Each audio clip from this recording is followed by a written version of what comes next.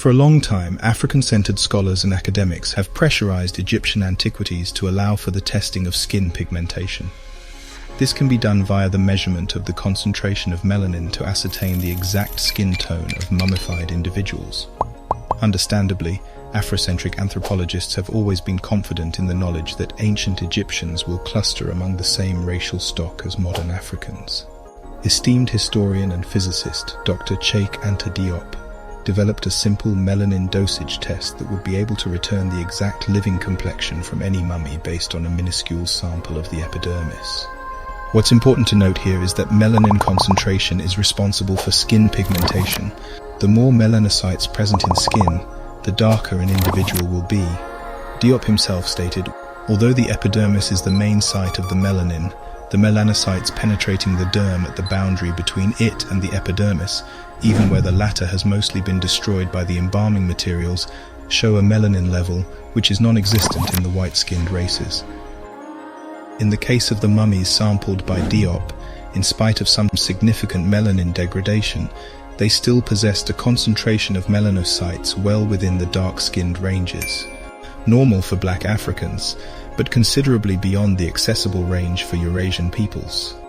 Regarding the origin of his samples, Diop continues, "The samples I myself analyzed were taken in the physical anthropology laboratory of the Musée de l'Homme in Paris off the mummies from the Marietta excavations in Egypt. For 2 years past, I have been vainly begging the curator of the Cairo Museum for similar samples to analyze. No more than a few square millimeters of skin would be required to mount a specimen. Naturally, his attempts to advance this test have faced staunch resistance from the gatekeepers of Egyptology, who only benefit from the lack of transparency in a shameless attempt to perpetuate the myth of racial ambiguity. This allows them to make estimations and promote reconstructions that are illogically and politically based on the current ethnically divergent population of Egypt, as opposed to their actual complexion based on a consistent and measurable variable that is easily acquired. However, more recently, during an excavation headed by the German Institute for Archaeology in Cairo in the year 2000, researchers sought to carry out anthropological and paleopathological analysis of the human remains from 3 tombs of the nobles of the necropolis of Thebes West. An additional study was conducted by Makota and Vermeeren, published in 2005. The study sought to test the quality of methods of rehydration for mummified tissue.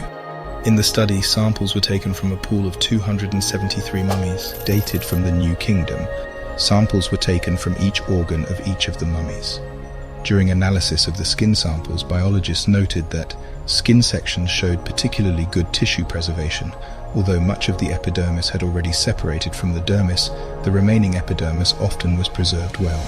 The basal epithelial cells were packed with melanin as expected for specimens of Negroid origin. In essence, the epidermis was consistent with black or Negroid African groups based on the density of the melanin. This was the only conclusive assumption made alluding to ethnicity during the study, since its purpose was to compare methods of rehydration.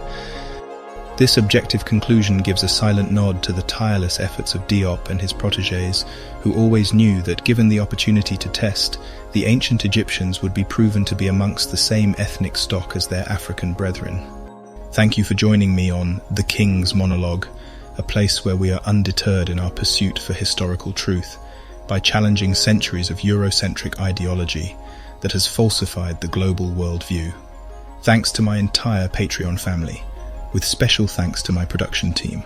If you'd like to support the future productions on the channel and help to fund further research, you can find a link in the description. Please remember to like and share the content. And obviously, if you haven't already, don't forget to subscribe to the King's Monologue so you don't miss out on further reconstructions, commentaries, reactions, shorts and documentaries.